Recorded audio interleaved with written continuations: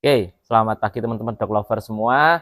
Hari ini edisi kita mau belajar ya, teori kita tidak bawa anjing, saya aja yang tampil ya. Di sini kita mau sharing tentang konsumsi kalsium kepada anjing. Nah, banyak orang berpikir, wah kurang kalsium tidak baik.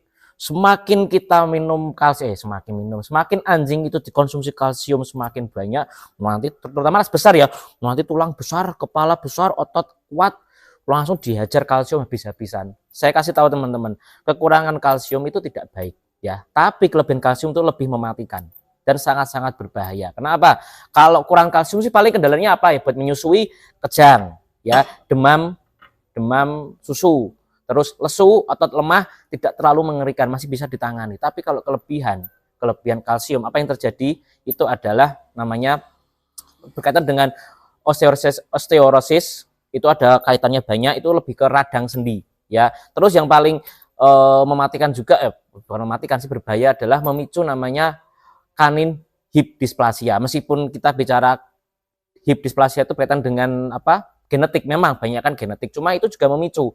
Harusnya dia bisa tertangani lebih baik karena pemberian kalsium itu semakin mengeras ototnya. Jadi apa namanya? Akhirnya penanganan hip dysplasia semakin susah karena terus dihajar dengan kalsium. Nah, sekarang kita akan hitung-hitungan sih bagaimana pemberian kalsium yang benar. Ya, contoh kita bicara kalsium dulu, kita standarnya kita pakai AAFCO ya. AAFCO ya. AFCO itu Association American Feeding Control Official. Jadi itu sebuah organisasi yang mengatur standar pemberian kalsium. Ini analisis gizinya tuh ada standarnya di situ. Nanti bekerja sama dengan VDA itu yang menerbitkan izin tentang apa namanya, FDA itu bekerja sama dengan lembaga di Indonesia ya, lembaga-lembaga di tiap negara untuk memberi standar analisis gizinya yang tepat. Jadi tidak over, tidak kurang juga. Terus kita bicara sekarang kalsium juga ya. Kalsium kita bicara ada setiap fase usia itu ada standarnya, beda ya. Contoh usia maksimal pertumbuhan adalah ya 1 bulan sampai 6 bulan itu adalah 1% sampai dengan 1,6 ya. Terus usia masa pertumbuhan kedua adalah 6 sampai 18 bulan ya. Bulan itu dari 0,8% sampai dengan 1,5% ya. Terus fase yang adalah menyusui sama dengan ini 1 sampai 1,6. Terus ketika kehamilannya adalah untuk lagi hamil ya, trimester ketiga itu sama dengan ini 0,8 sampai dengan 1,5%. Terus untuk apa namanya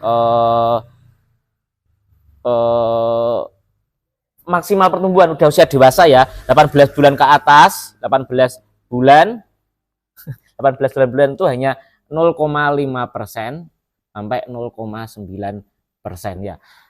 Untuk terus lah, ini adalah standarnya yang dibutuhkan seekor anjing di masa pertumbuhannya. Terus batasnya adalah minimal, kalau di bawah itu berarti kurang, kalau lebih berarti kelebihan. Minimal adalah 1%, maksimal adalah 2,5 ya. Nah, terus itu kalsium, fosfor juga kan berkaitan untuk pertumbuhan tulang dan gigi, dan untuk susu itu adalah namanya ada fosfor juga. Fosfor itu minimal, adalah 0,8% sampai 1,6%. Nah, ketika melebihi itu berarti itu sudah kelebihan. Nah, sekarang kita bicara bagaimana pemberian yang tepat. Nah, kalau Anda mengkonsumsi memberi anjingnya adalah olahan sendiri ya. Yaitu olahan sendiri itu adalah misal nasi sama daging atau daging aja, baik mentah maupun rebus.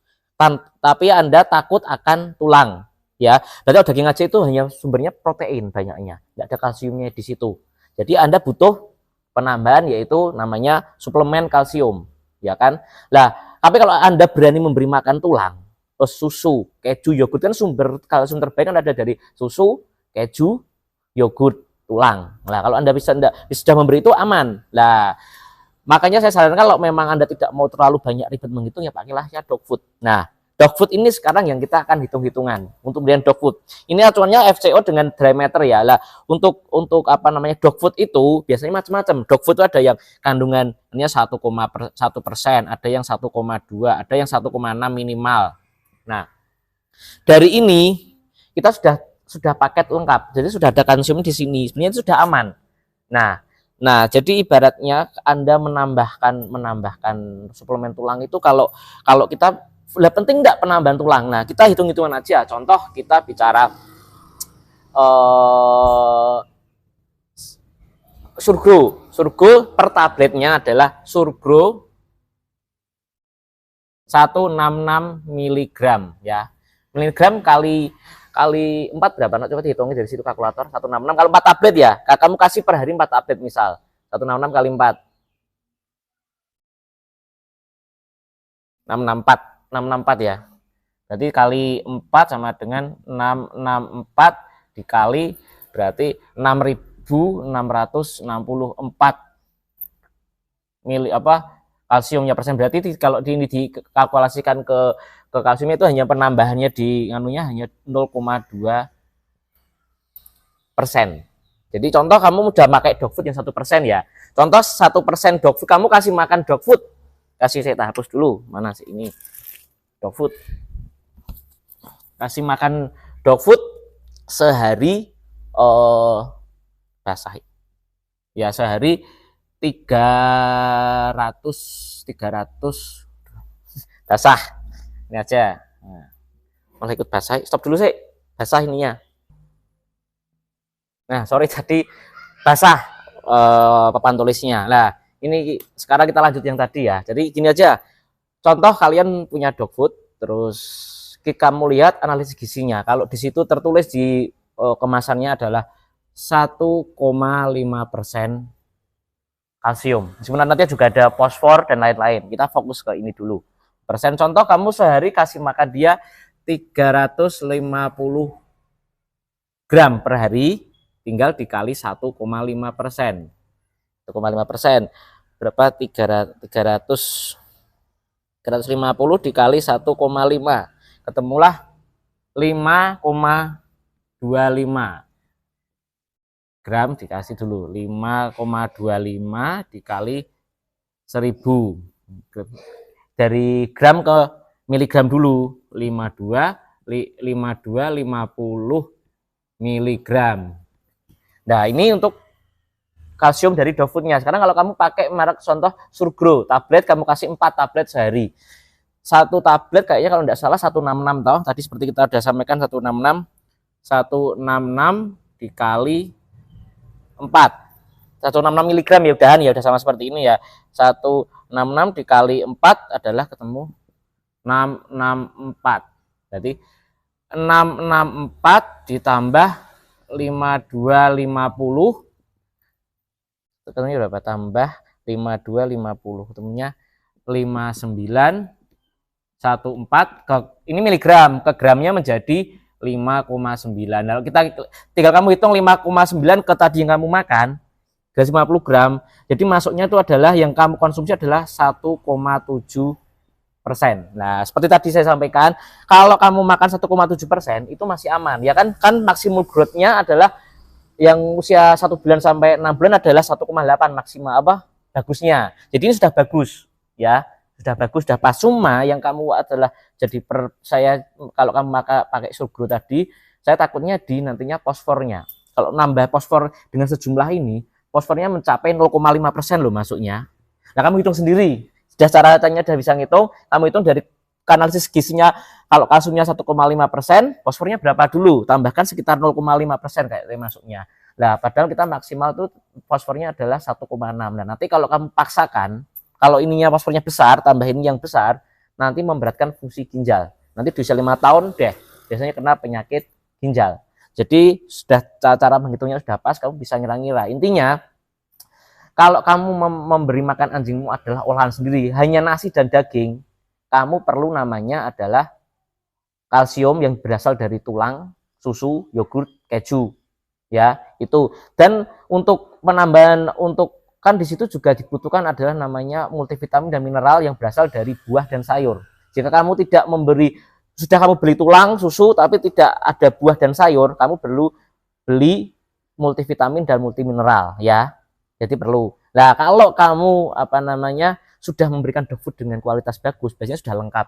Balance sudah, kalsium, fosfor, multivitamin sudah ada semua di situ. Jadi setelah perhitungan ini, ketika kamu sudah memberikan dog food berkualitas baik, penambahan suplemen itu sebenarnya wasting money, ya, buang-buang uang. Tapi kalau selama itu masih dihitung batas, itu bagus. Nah, makanya kamu perlu memilih dog food yang tepat. Nah, saya tidak mau nyebut merek apa aja, yang merek intinya kalau kamu ragu komposisinya itu tidak baik, ya kamu harus berpikir ulang, ya. Jadi semuanya sudah jelas.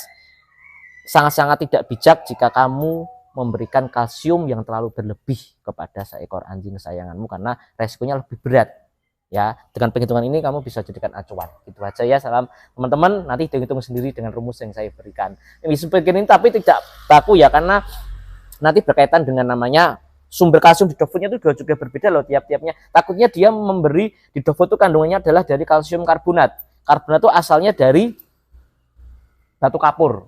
Itu berkaitan dengan daya serap ke anjing tersebut, ya. Terus nanti kalau sumber kalsium sudah bagus, misal dari ekstrak susu, itu sebenarnya berarti kan alami. Nah, itu biasanya lebih mahal.